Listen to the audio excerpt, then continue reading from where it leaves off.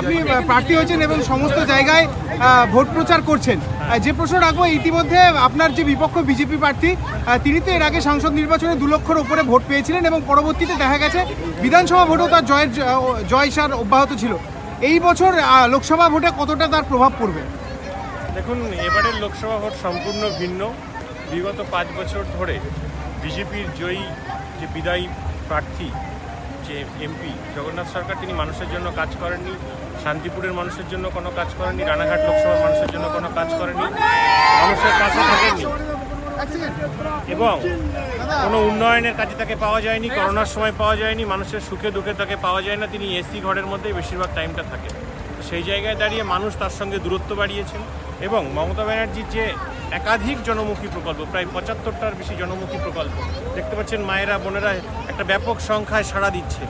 কারণ কি, মায়েদের বোনেদের জন্য মমতা ব্যানার্জি স্পষ্টতই ভেবেছেন এবং একথা প্রত্যেকে স্বীকার করেন সারা ভারতবর্ষ, সারা পৃথিবীতে, যে লক্ষ্মীর ভাণ্ডার, কন্যাশ্রী, এগুলো internationally accepted and praised program. তো সেই জায়গায় দাঁড়িয়ে সকলে আমাদের সঙ্গে আছেন, সমস্ত মতুয়া সমাজ, মায়েরা বোনেরা, সমস্ত সনাতনী সমাজ, আমার মুসলিম ভাই বোনেরা, আমার প্রিয় মুসলিম ভাই বোনেরা, আমার খ্রিস্টান ভাই বোনেরা, বৌদ্ধ, জৈন, শিখ যারা আছেন, প্রত্যেকেই কিন্তু আমাদের সমর্থন। দাদা, আরেকটা প্রশ্ন রাখবো, যে অলোকেশ দাস, তিনি তো বিদায়ী প্রাক্তন সাংসদ ছিলেন, তার প্রভাব এবছর ভোট বাক্সে কীরকম পড়বে?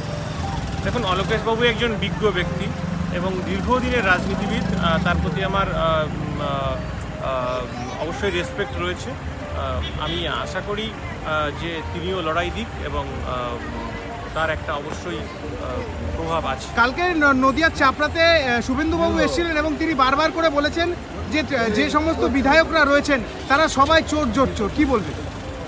না, এই যে কথাটা উনি বলেছেন আমি ওনার কাউন্টার করছি না, কিন্তু যে বিষয়টা আমি আগে বলেছি, সিবিআই ইডির বিষয়টা যদি করতে হয় সিবিআই ইডি, তাহলে প্রত্যেকটা রাজনৈতিক দলের প্রত্যেক বিধায়ক, সাংসদ এবং তার নেতা মন্ত্রীদেরকে করা উচিত।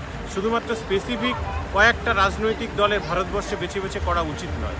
এটা পশ্চিমবঙ্গের মানুষ বুঝে গেছেন যে এটা বিজেপির একটা রাজনৈতিক কৌশল, আর কিছু নয়। শুভেন্দুবাবু এসেছিলেন এবং মহুয়া মৈত্রকে তিনি লিপস্টিক চোর এবং ভ্যানিটি ব্যাগ চোর বলে আখ্যা দিয়েছেন এবং তিনি বলেছেন চাপড়া কিংবা কৃষ্ণনগর সব জায়গা থেকেই রানিমা অর্থাৎ অমৃতা রায় বিজেপি প্রার্থী, তিনি নাকি বিপুল ভোটে জয়ী হবে।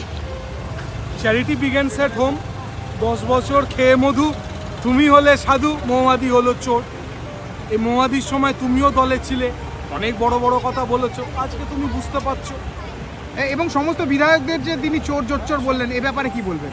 তাপস রায় থেকে শুরু করে মানিক ভট্টাচার্য, তাপস রায় গেছেন, তিনি ভালো হয়ে গেছেন, কিন্তু মানিক ভট্টাচার্য এবং বিভিন্ন যে সমস্ত তৃণমূলের বিধায়করা রয়েছেন তাদের নামে বলছেন তারা চোর। ও তো ভয়ে চলে গেছে। লোকসভা ভোটটা যেতে দিন, তারপর দেখুন কি হয়। বর্তমানে এই লোকসভা কেন্দ্রে তিনি বারবার বলেছেন জগন্নাথ সরকার বিপুল ভোটে জয়ী হবে এবং মুকুটমণি অধিকারী, তিনি নাকি পদের লোভে শুধুমাত্র তৃণমূলে যোগদান করেছেন। ওনার ধারণা কতটা ভুল সেটা আমরা সবাই মিলে পালন করে দেবো।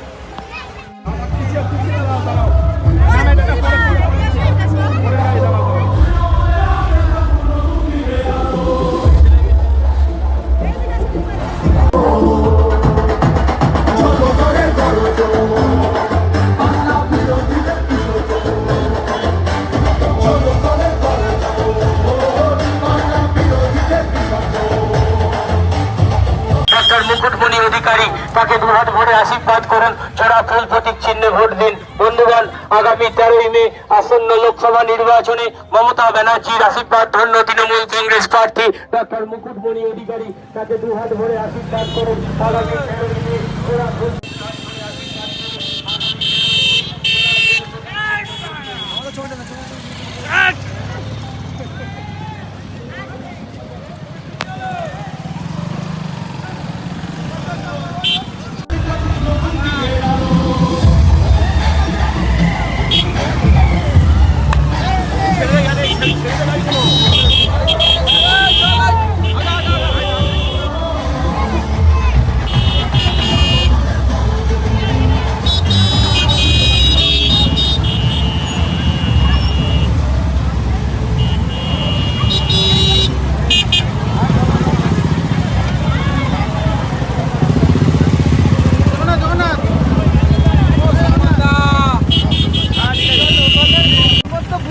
কাজ করেছে আমরা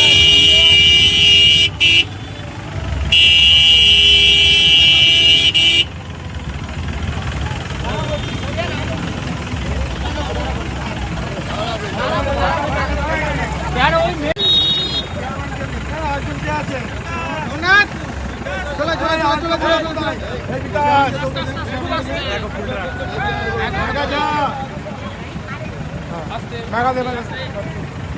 এই চেয়ারম্যানকে দিয়ে তুই চেয়ারম্যানকে দিয়ে চেয়ারম্যানকে চেয়ারম্যানকে দিয়ে চেয়ারম্যানকে আসছে দিন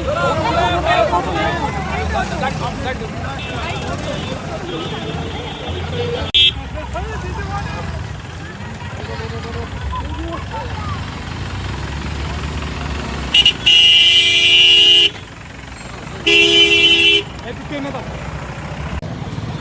কাকা কাকা কাকা এদিক তাকাও কাকা ঘুরে দাও লোকসভা নির্বাচনে